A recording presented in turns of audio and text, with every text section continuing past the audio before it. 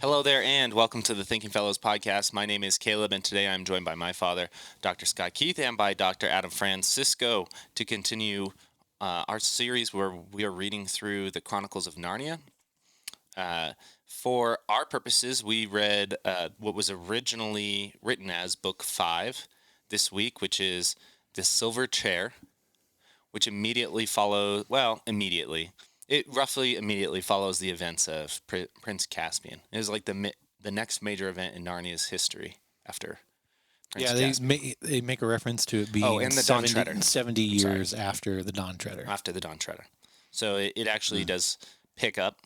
And it's the first of this. I mean, it's a story without the Pevensie children in it as well, which is was very interesting. Rereading with that sort of total shift. New characters in Narnia. Yeah. With the next 3 books, essentially, you're going to get that. Yeah. So he's sort of gone beyond those initial tales and expanded into there. So before we go on commenting and reading through, just want to remind everybody that the Thinking Fellows is part of the 1517 podcast network of shows. You can go to 1517.org/podcasts to see all of our shows there. We have a lot more than podcasts at 1517, though I think podcasts are maybe the best thing we do. I'm a little biased. We certainly have a few of them. But we certainly have a few podcasts. But we have a daily blog over on the 1517 website, which includes a blog cast, which is essentially a live read of the blog. And, I've really come to appreciate this because I was on a couple of news sites the last couple of weeks, and they all have this at the top of their blogs or their news articles, just like we do, this play button where you can listen to it instead. But do you know what it is 99% of the time? It is the robot, like Siri, Google Assistant voice, like stone cold reading the article to you. Instead of Craig D'Onofrio's sultry, smooth voice. Instead of a real person. Sultry. And so I have really come to appreciate this. This idea was given to us by the late Jeff McRae, who did the blogcast for over 2 years. Yeah, several years. And now has been taken up by Craig D'Onofrio. And again, I'm very thankful for the idea. And now that we seem to be maybe one of the only websites on the internet not having a robot read you the blogs. So if you would find that a convenient way to read the blog, I find it a convenient way to get caught up on some of the articles while I'm driving. Yeah. I'll go ahead and do that. Yeah. After listening to that, I could hardly listen to these. Unless it's one of my own articles, and then I don't want to listen to it. Yeah, that's definitely true. On that note, I understand. I'm reading your dissertation right now. Oh boy, I bet you do understand. Have either of you had vintage bad? Have either of you had? No, it's actually really good. It's just I haven't read anything so scholarly in so long. Oh boy. So wow. Have you guys had the misfortune? You've got pages that are like all footnotes. Yeah, I did some serious footnoting in there. I had the misfortune of listening to a first-year Thinking Fellows episode the other day. Have you guys done that? No, I won't do that. No. I mean, listening to a 6-year younger self on there was brutal. So the funny thing is that I don't usually listen to Thinking Fellows, but occasionally, like when we're driving, Mom will want to listen to one that we have done, and so we'll listen to it. And sometimes I'm like, "Hey, that was pretty good." You know? I think that when I listen to the new ones, because when I edit these, I go, "Wow, this is." I don't fear my own voice like I did when I originally edited shows, but the old voice, holy cow! It just is weird. Isn't it funny that he thinks it's actually changed, Adam? Well, sometimes I listen to him and I'm like, whose voice is so sultry? And then I'm like, oh my gosh, that's me. That's me. Just kidding. Well, now that we've wasted everybody's time, we can get back to the Chronicles of Narnia. So the Silver Chair doesn't have the Pevensie children, but it does have a character that we met in the Dawn Treader. Eustace Scrubb Yeah, still an unfortunate name, as Lewis mentioned once again. Who's mostly referred to as Scrub Yes, in this last book, name. Yes. because they come from a school that does not allow them to use their Christian names. That's interesting. Yeah, there's a very formal relationships all So you'll around. hear a lot of Pole and Scrub, or read a lot of Pole and Scrub instead of a lot of Jill and Eustace. Right. And what's the school's called again? Experiment School? the Experiment Experiment House. House. Experiment House. That's it. Yeah. That's kind of an obvious dig. Yeah. Are they educating? No, they're experimenting. Though some of it is no longer like an experiment. You can see pieces of this in sort of the way we talk about education. One of the notes about the Experiment House was that the children all provide nice little psychological experiments for the teachers there to, question and wonder and sort of scratch their itch. So if a child does something bad, it's not bad, it's psychologically interesting, Yeah. Yeah, and the teachers there are probably working on and I have to apologize ahead of time, working on their EDDs, and so they're writing their dissertation based on what they're observing in the classroom. Well, wouldn't this have been sort of at the the nascent years of the PhD in sociology? Yep. Yeah, and Yep. so and probably, I guess, I don't know exactly, but probably around the time when you get the professionalization of doctorates. Yeah. Yeah, bad move. Yeah, interesting. So now you get just, I don't know, 9 times out of 10 a dissertation has the word perception or feelings in it. Perceptions of blah. No assertions. In this environment, yeah. Mm-hmm. Ugh. That's one of the things you have to rant. like about this, though, in all the Narnian books, is that Lewis actually makes assertions about things through the narrator and through Aslan quite a bit. Yeah. And I like that. I think the important part of this is that doing this sort of allowing children to be a psychological experiment where they sort of raise themselves in this environment, and then teachers are there to observe and not correct, but promote this self-raising. It's like a Montessori school, except for beyond preschool. But you do get the sense that there are stricter rules here. Yeah, but it's that begins the trip into Narnia, because Jill needs rescuing from sort of this environment. This environment has allowed a group of children to become a terror to her. Right. Yeah, bullies. Yeah. Yeah. She's cowering behind the gym, right? Yep. And crying. And Scrub comes to her defense. Yeah. Sort of. Yeah. One of the things. I mean, that's where it all starts. And then so one thing about this book, I think before we went live or hit record, I think I said it's a little strange. It is strange, yeah. And compared to like the Voyage of the Dawn Treader, which is, I think, as Caleb put, adventurous, and you kind of envision it in your head. It's got a classic type Silver of Chair is hard for me. It was hard, like Puddleglum. It's hard for me to imagine what he must have looked like. What he would look like. Yeah.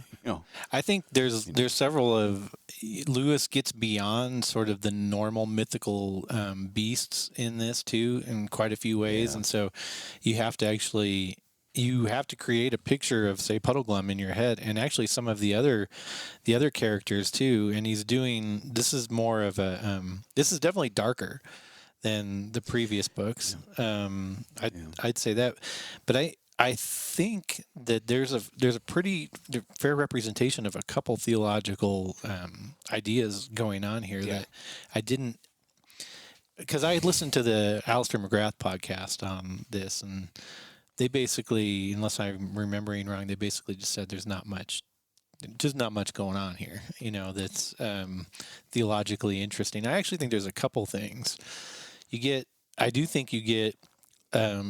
I think there's a theology of the word in here. Absolutely, and I was going to say by virtue of catechesis. So I think one of the things that happens right off the bat is, well, there's a couple of things I really love about the beginning of the book. One of them is like Adam said, Jill is hiding behind the gym. Eustace finds her. They actually go hide together. He starts talking about that he's been to this land where there's talking beasts and things like that. And she basically says, "Well, how do you get there?" And he's like, "Well, I don't really know." And then they kind of like stumble on this idea that maybe you can call on Aslan. Yeah. And Stand to the east, Aslan, Aslan, and make him And bring they're you like there. putting their arms out in front of them Yeah. or something. Just It's almost everything like in this summoning book. Bloody Mary in a mirror, right? Yeah. Yeah. And then so they do, right? And they end up in Narnia, but they end up on a precipice. Well, they don't end up in Narnia, actually. Well, okay, they end up in the mountains, in the high north. And Aslan makes note that Yeah, they're you're not right. in Narnia. Yeah, but they end up in sort of, I don't even know what to call that world, but the world in which Narnia exists. Yeah, that's interesting. Because they're in Because you can go beyond Narnia. I wonder. they're in the high mountains that they were able to see in the last in the Dawn Treader and in in the Dawn Treader. They're in those high mountains. Yeah. So that's where they end up, and they end up on a precipice. And Jill begins taunting. taunting about it. Anyway, long story short, she thinks that because of her actions in a couple ways, right? First off, letting go of Eustace, that Eustace has fallen to his death. She thinks he's gone. She's like, we called on this thing that I'd never heard of before. I ended up in this place that I'd never seen before. I was messing around. I wasn't letting Eustace save me, and in the process of not letting Eustace save me, I knocked him off the cliff. I knocked him off the cliff, and he's dead. And now I'm here. So crap, And I actually think there's part of that that's fun. And eventually, what happens is Aslan shows up, and what he's doing is he's blowing essentially. And she has no clue what he's doing, like why he's blowing. But he's blowing, and he's this giant lion, like doing the Superman blow when he's putting out a fire. And what he's doing is he's blowing Eustace into Narnia. She doesn't know that. But afterwards, when he's done doing that, he starts talking to Jill. And that's when she starts to kind of figure out, maybe where they are. And she makes the point, and I thought it was awesome. She says to him, I'm not going to get the words exactly right, but, well, we're here because we called you. Yeah. And he's like, oh, hold on, sister. You could not have called me unless I had called you, or called on me unless I had called you first. And I thought, wow. This is one of those things where Lewis's theology of faith and the word and calling on the name of the Lord is spot on, out of the text of Scripture, Pauline in its origins, at the very least. And just, I mean, that's our, I don't want to Lutheranize him again, but that's our confession, that if you have faith, it's not because you went out and sought God and found him or decided to follow him or any of this, but because he called you to himself. And once he has called you to himself, now you can call on his name. Yeah, it gets to Lewis's theology of miracles almost that we talked about in the episode we did on his conversion, which is that like you can't use God like a magic trick. So you can't summon Christ in a spell. You can't say his name 3 times and do this. You don't have the ability with your word to control God, even if it sometimes looks that way. So something like prayer isn't calling on the magician to do a trick for you. Right? If the magician, in this case, does the trick, or so you think he does, it was because he first actually had this purpose in mind. And just interesting. Yeah, and we probably ought not go further. No, yeah. Otherwise, it becomes speculative. No, I wouldn't, but I think it's pretty clear there. I mean, that Aslan straight up says it, that you couldn't have called on my name unless I had first called you. And I was like, wow, didn't remember that. That's pretty good. Yeah. Go ahead. Oh, I was going to say, I think it is notable how quickly Aslan shows up in this book. Yeah, right off the bat. Versus the other books where he is sort of, he's talked about to everybody by other people. So he has believers who then share that the news of Aslan with everybody, and you're always sort of waiting for him to make an appearance.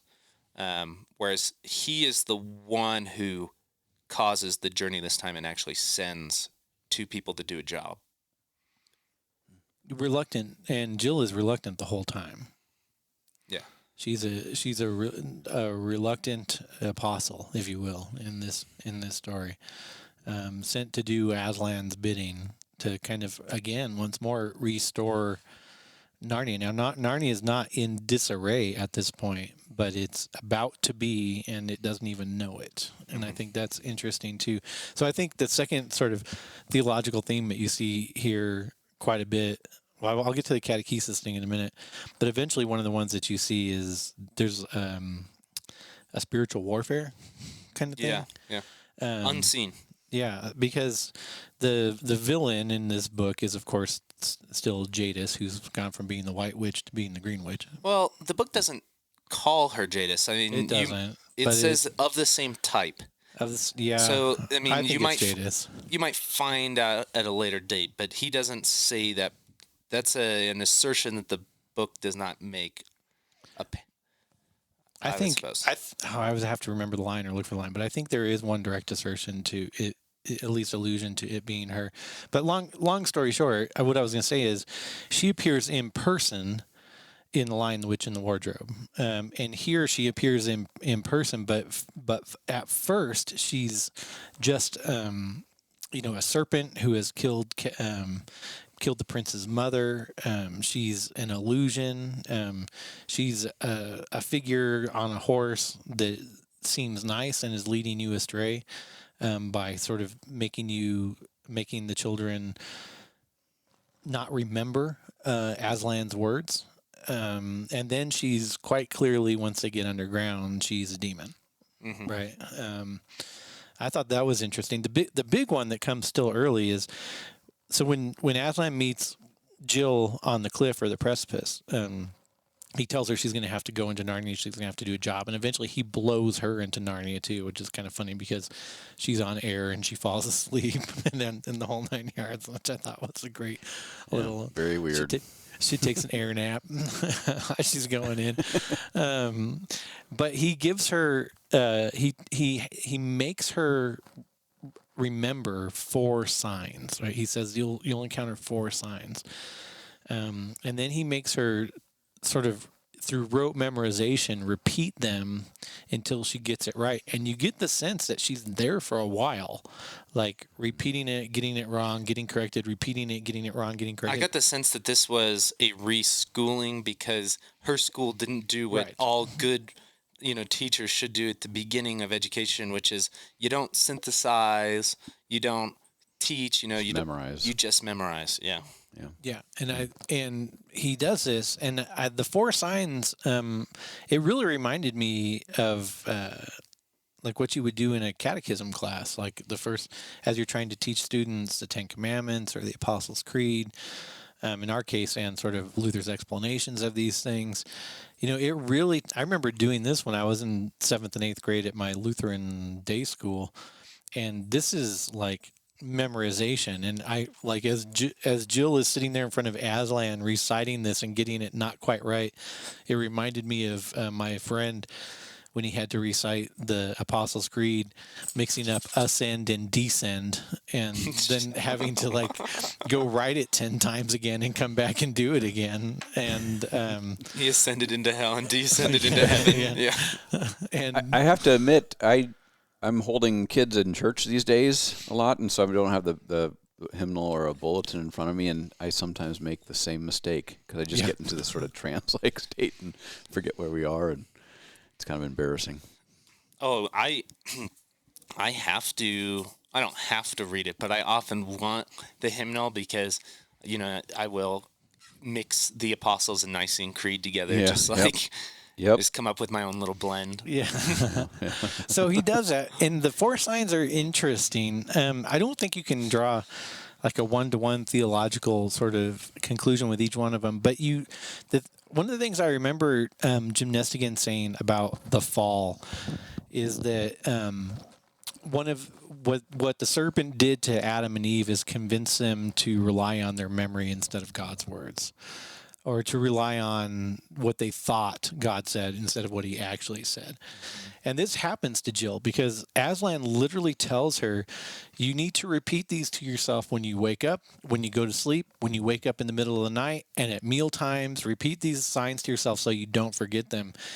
And she tries to be diligent about it in the beginning, but the more time passes through the book, the less she does that, and the less she can actually remember the 4 signs, and the more she has to think about them, and the more she kind of gets them wrong and doesn't recognize them. And I thought to myself, what a good case for even as an adult, sort of going through the catechism more and reciting these things to yourself, because the less you do that, the easier it is for you to forget things like the 10 Commandments, the Creed, the Lord's Prayer. I got a lot of value just even in that sort of like instructional thing. What does it mean to be a Christian? It means to know the Word of God. How do you know the Word of God? You got to repeat it to yourself. Yeah, And you even gotta hear it. linguists, Yeah. linguists and anthropologists and social scientists generally have observed, in a secular environment, how words, in a way, shape reality. They would say create reality, but words, the more you speak or read, or we might say confess, the more That's your- detailed your worldview gets. That's your the world. more- Yeah. Yeah. Yeah. Well, and it pans out for her. She, ends up, I don't remember the word they use, but they keep on saying we've mucked up or we've, Yeah. They've been mucked up. they don't, they muck up the signs, right? They don't, Three of 4 of 3 or them. 4 of them. Three of the 4 are, sort of like completely missed, which Right. is a very interesting. I think that's another point where it's Aslan still sort of causes things to move on where the signs should have been, Right. even though she and they miss them. Right. So the first one is the first one is the one that they detail the most, that Lewis details the most, how missing the sign has affected the journey, right? Because essentially the journey is the children are to go find this lost prince that's the son of Caspian, and to bring him back and restore him to the kingdom, because Caspian's old and he's going to die, and Caspian literally at this point doesn't, since his son has disappeared, he does not know who he will name as king when he dies. Trumpkin, who's his sort of royal sort of confidant, is old too. And so, but the first sign is that when Eustace first gets into Narnia, he's going to see an old friend, and he has to immediately go up to that old friend and sort of announce himself that he's there. And you think, well, like, geez, that's a weird sign. But you find out that 1, Eustace doesn't do that. 2, Jill doesn't tell him the sign quickly enough when she gets there. Eustace doesn't recognize Caspian because he's older, and so he doesn't. Even if Jill would have told him, it's doubtful that he would have recognized Caspian and gone up to go introduce himself. But what you find out happens is that Caspian then sails off and is out of the kingdom, and Trumpkin's in charge, and the owls end up telling Eustace and Jill that there's rules about pursuing the prince. There's rules about pursuing the prince because so many people have tried it and so many people have died. And that Trumpkin is so loyal to the rules and to Caspian that he's not going to waver on the rules while Caspian's gone. He's not going to allow them to go do their quest to go find the prince. But that if Caspian had known, and now I'll say this, that if Caspian would have known that Eustace was sent from Aslan, he would have given him an army to go get the prince, and this all would have gone easier. Yeah, their journey would have been pretty smooth sailing. I thought, but I think there is a point to. Okay, so here are the signs that God has given us. If you follow those signs, things will probably go pretty easy. But even if you don't follow those signs, God in His will make come to pass what He has deigned to come to pass anyway. It's just the journey is going to be harder. Yeah, I think that was interesting. That God's necessary work is still being done, just for those on the ground here. they're sort of missing his word, misremembering his word, just makes things more difficult. Is this a point about the law? I think it is. I think there's an inevitability. I mean, this is going I don't want to get us in too much trouble. Yeah, But we don't want to go. You're going to, there's a truth to the fact that if you were to follow God's law perfectly in your everyday life, you would be doing what God's will for your life and those around you is, and things would probably go easier. Right. Yeah. Because the law is, because it's from God, it's good. Yeah. But you're likely not going to, but don't lose hope. God's will for you will still come to pass because it's of his necessity and not your doing. Mm-hmm.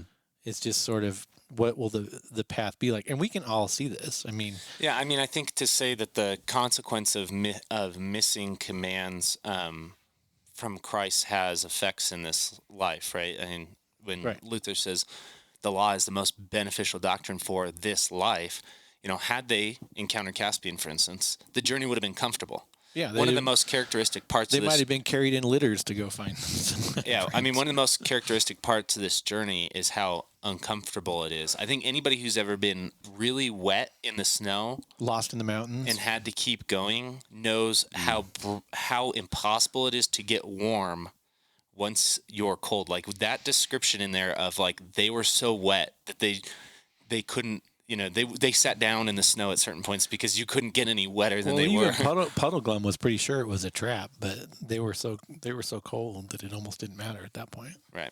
Yeah. That you can get a sense that until they found out they were going to be eaten. Yeah, they were never going to be that cold if they had actually been able to do what Aslan said. So you do see. Speaking of Puddleglum, you do see sort of Lewis's difficulty naming things with both Puddleglum and the fact that he's a marsh wiggle. Where does he live? In the marsh. And what does he do? Yeah, he wiggles around a little bit. Yeah. So he's a marsh wiggle. He's got like web feet. And he's a frogman, and he's glum, Puddleglum. Yeah, glum. Like that is. He lives in a puddle, and he's a glum guy. Yeah, that's. He's one of my favorite characters. Because he's grumpy. Mm-hmm. He's a true believer, but he's grumpy. Yes. Right. I Googled search Puddleglum just to get images in my head, and because I always think of Dr. Rosenblatt when I think of Puddleglum. Oh, that's funny. But every image I get of Puddleglum on Google is like this tall, slender, lanky. Yeah. It's messed me up. That's funny. Yeah. So the journey's uncomfortable. They do have to. Do you have the four? I do. I actually. In front of you. You want to just read those for people? I do. I wrote them down too. If you want me to. Oh, yeah, go ahead. Yeah. So you want the first one read already, or? Yeah. Okay. So it's as soon as the boy Eustace sets foot in Narnia, he will meet an old and dear friend. He must greet that friend at once. If he does, you will both have a good help. That's like the end of the fourth commandment. Yes. Yeah. Honor thy father and mother, that it be well with thee, and thou mayest live long on the earth. Well, what happens if I don't honor my father and mother? It won't go so well. What's the second one? You must journey out of Narnia to the north until you come to the city of the ancient giants. Yeah. Yep. Should I just keep reading them here? Yeah. The third sign is you shall find the writing on a stone in that ruined city, and you must do what the writing tells you. Now, she doesn't see, so they don't end up doing the second sign. They end up going to the city kind of the kindly giant, what they think are the kindly giants. They're being prepared to be eaten. And Jill's put in a room where she's sort of nannied by a little nanny that keeps thinking she's like a little baby. As soon as they were going to the city, I had already put it together that they were going to be the feast. When she was like, go for the feast, tell them about the feast. I was like, you guys are so slow. And I was like, this is another consequence of what was said in Don Treader of Eustace, that he had not read the right kinds of stories. Because if you had read stories about giants before, you knew that they think people are very tasty. Yeah, but I think it's funny is that, so they're in the city of the kindly giants. I forgot the name of the city. And she's put in this room, and Aslan actually appears to her again. in a dream, yeah. In a dream, and To set her back on the tracks because she can't remember the signs anymore because she's not repeating them, and actually reveals to her this city of the ancient giants with the writing that just says "under me." yeah. All right, Adam, and then what's the fourth one? Let me read it so I get it accurate. You will know the last prince if you find him by this, that he will be the first person you have met in your travels who will ask you to do something in my name, in the name of Aslan. Right. Aslan. And that's actually the only step they get right the whole trip. And Because even he asked them to untie him out of the silver chair, which is In Aslan's name. in Aslan's which name. even then, while I was reading it, as they were debating untying him, I Yeah, was it was like, so "Oh my funny. gosh, they're not going to do it. They're not going to." I'm like, like Jill's going to stop them from untying him. Oh my gosh, no. But no, and then I loved the imagery of him breaking the chair too. Yeah. The first thing That's he the first did thing he when he's does is he released breaks the is chair. break the chair. Yeah. Like savagely. He's like beating it to pieces. Yep. Yeah. Yeah. And So- then the witch comes in and once more casts a spell on them. And if you think about it, the spell that she casts is getting them to forget the signs again. And that's their and first the purpose. Their first encounter with her is a day's journey from the second step, which is to find this ancient city of the giants, She's the one that tells them about the city of the of the friendly giants. Friendly giant. The way she gets them to forget isn't by telling them that word is wrong. No, she just distracts them. She just distracts them and tells them about something that seems nicer. Nicer and better. You want to go to an ancient ruined city of giants? What about this living city of the friendly giants? Where there's warm beds and food. full tummies. And by the time she said warm and full, they were just they were in. they were a single track mind to that. Tell me about the spell, though. This enchantment. You know, she's playing. What is it? A mandolin. She's playing, and Yeah, she's playing a mandolin. everybody's sort of like, in this trance-like state. But everybody down there in that underworld is enchanted, and it's almost like behind it is again Lewis's critique of modernity or materialism. Yeah, everybody's busy, but they don't know what they're busy with. Yeah, and they don't believe these other things exist. Yeah. Right. Yeah. I don't know. So I told you that the Silver Chair, to me, reading it again now as an adult, I haven't read it in probably 30 years. It was just weird. Also because I'm trying to read it very quickly and so on.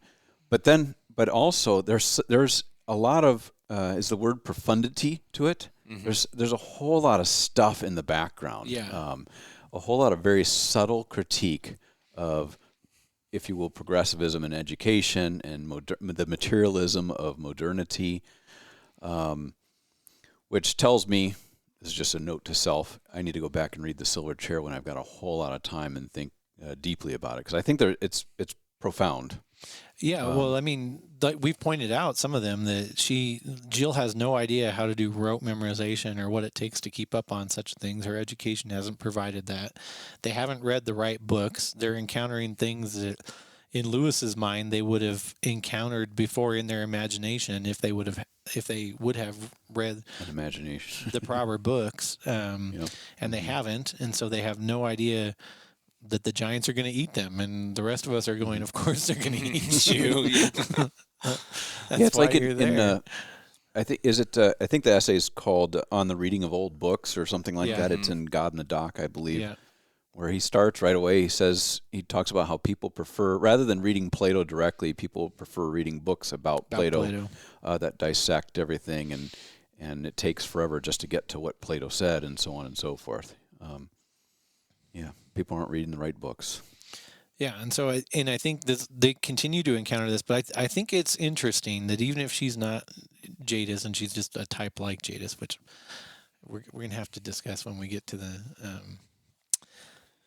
magician's nephew, because how many types like her made it in from her land? That'd be a good question. But beyond that, I think one of the things that's going on here is that you can be led astray So if she's a demon, right, or a devil-like character, if you can be led astray, if you take the difference between sort of the appeal to Jadis in *The Lion, the Witch, and the Wardrobe* from Edmund, the appeal to Jadis by I forgot the name of the black dwarf in Prince Caspian, who's like, I don't care if the horn brings us Jadis, that's great. If the horn brings us Aslan, that's great. I want out of this mess.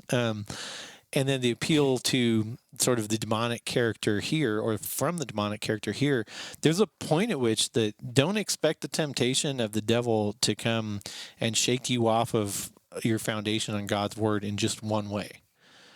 In this way is very subtle. There's a very, like you said, there's sort of a calming herb that fills the room, and then she plays soft music, and all it's really doing is sort of distracting you off of I do think remembering God's word. There is something. There's a unifying principle in all three, which is that that the word that Jadis speaks is always comfortable. So to Edmund, it is comfortable. It's this, this Turkish delight that he just wants more of. He wants to just, again, go back to her castle, be warm, and have endless halls of this amazing food. They were still. I still think it's worth noting then that when they wrote this, the Brits would have still been on rations, and so. Yeah, so Turkish delight. This is why, like I said, when we talked about Mere Christianity, is why Lewis can reference getting an orange, and it's a big deal. Right. In Prince Caspian, for the black dwarves on the whole, it would just be the comfort of having Narnia back. It would be life being easier again. It would be life not in hiding. It's about ease. And then here in this, both for the prince originally and for the children on their journey, it is comfort and beauty and all of this. She offers him the throne that's already his. Well, right, he goes off to find. The way he gets captured is he goes off to find the green serpent that bit his mother and killed her, and he goes off day after day after day after day after day after day after day to do this. And when he's finally asked about it, he says, "Well, I've given up finding her a long time ago, but what I have found is the most beautiful thing I've ever seen, and it's just this distracting lady and her beauty." The serpent turns out. The serpent, it turns out. Yeah. So that's interesting. I do think you could make, there's probably an argument to be made for the Jadis. I'm not saying that. I'm just saying that the book doesn't say she is Jadis. It says that she's a type like, and I would say the other similarity is she's going to gain the throne. This time it seems like the lesson learned from Jadis with Edmund was to not go about it so directly. Was not to go about it so directly, but she still needs a figurehead or a human. She still needs a human to be king. Narnia was created to be ruled by man. And so this time, I'm going to wait for Caspian to die and have a now enchanted prince rule. I'll marry him, and I will be queen of Narnia because I'm married to the man, rather than sort of like, getting the children instead of killing those who would reign on the thrones, which is, it's like the game plan's changed a little bit. It's like, I gotta work a little bit towards this. So I think, but it doesn't go right. There's a lot of, I think by this point in time, it would be fair to say he's definitely working on the ideas for the last battle, because in the underground and when they're asking the warden as they're being taken to the queen's chambers, right? They see strange creatures. They see another man, Father Time, trapped in her cavern. All this, and every time that they ask the warden, "What are these?" the answer is, "Oh, these are beasts or a man from the surface who have been here a long time, and it is said that they're going to wake." At the end times, they're going to wake for this last battle, and so you do have a reference. I think this is the start, with an interruption. This is the start of seeing the army being formed. The end. Yeah. I agree. Yeah. I also thought as I was reading it, I think this one seems like it would be very easy to adapt to film. Like it's actually kind of a shame that it ended. He's very descriptive. I actually think more descriptive in many ways than he is of people, places, and things happening in Prince Caspian. Yeah. For instance, like the descriptions of all the characters of the giants. You have going from this mountaintop to colorful Narnia to the mountainous land of the giants to bleak underground. Like there's a bunch of scene and color change and character change in it that seems like it would adapt to film very I think it well. would, and hopefully, Dan Price has told me that Netflix has bought the rights to doing the movies, and I said, "Oh, I hope they don't miss all the Christian stuff." And he said he doesn't think they're going to. So, You know what I heard or I read, because I was curious. I had heard years ago that they were going to make the Silver Chair, and I guess they actually did record quite a bit. But Douglas Gresham, that's the stepson of Lewis, right? oh yeah, I'm trying to get, he eventually pulled his support because they were turning it into some sort of like girl power type thing. yeah. I mean, that's what I read on one of these Narnia geek blogs. Yeah, so they'll have to be real careful about that with this because it just doesn't lend itself to it. It would be kind of a myth. No, in fact, some people would. I've read elsewhere have criticized the Silver Chair, especially Lewis's description of Jill Pole, as suggesting that Lewis is sexist and so on and so forth. Well, there's she's Caleb always pointed out- crying and there is a line that I love, but what the map in the head. yeah, What, women, girls But don't know about directions. He does make a clarification where he says, "Girls don't generally know about directions, or maybe it's." But he does say, "Or maybe it's just Jill." Yeah. Jill does make a remark to the prince when he's under the enchantment because he's talking about how amazing the queen is and how he just listens to her and does everything she says. And Jill goes, "Well, where I'm from, women who just listen or men who just listen to their wives aren't very respectable." Oh boy. Oh boy. One of the things I think is funny is too, and I think I said this in the last one, is that this book specifically references by title the next book in the series, which is The Horse and His Boy. When the blind bard is telling a story in the court that when Trumpkin holds the feast. I just think that's so clever. So, all right. Well, cool. Yeah, I thought I thought it was very enjoyable. I thought it was I liked all the scene changing. I thought it was colorful from the beginning to the end. And part of it was probably because there were so many weird characters. He had to do more descriptive work. Yeah, he did. Yeah. But it worked out. Yeah. I mean, I think I read it 7 years ago with Autumn. That's probably the last time I read this, and I really enjoyed it again. I finished Horse and His Boy, too, and I had forgotten how much I enjoyed that book. He has to keep reminding us how far ahead he is to us, Caleb. I'm halfay through I know. Magician's Nephew. And he always, I don't know if you know this, Caleb, he texts me like an hour before we record. He's like, "So are you busily reading the last bits of the book?" You know, Adam, we should just say to him, some of us have children to raise. I have a dog. Yeah, wow, that's horrible. You're part of the problem. I raised That's so children California. already. He's got his fur baby. Yeah, Scott and his fur I've raised children already. that's true. Yeah, you have. Well, guys, great episode. I'm really enjoying this series. I've actually seen we have a uptick in listenership with this series, so maybe we've struck a chord or scratched an itch with people. So if you're new to the Thinking Fellows, thank you for joining us. If you're hopping in the first time here and you liked it, you'll probably want to go a couple episodes back as we've been doing the whole series. Next week, we will be doing The Horse and His Boy. Yeah, set during the time of Peter the High King. And again, that's just a reminder that we are reading them in the order written, not the chronological order. So Horse and His Boy, then we'll read The Magician's Nephew, then The Last Battle. Yep.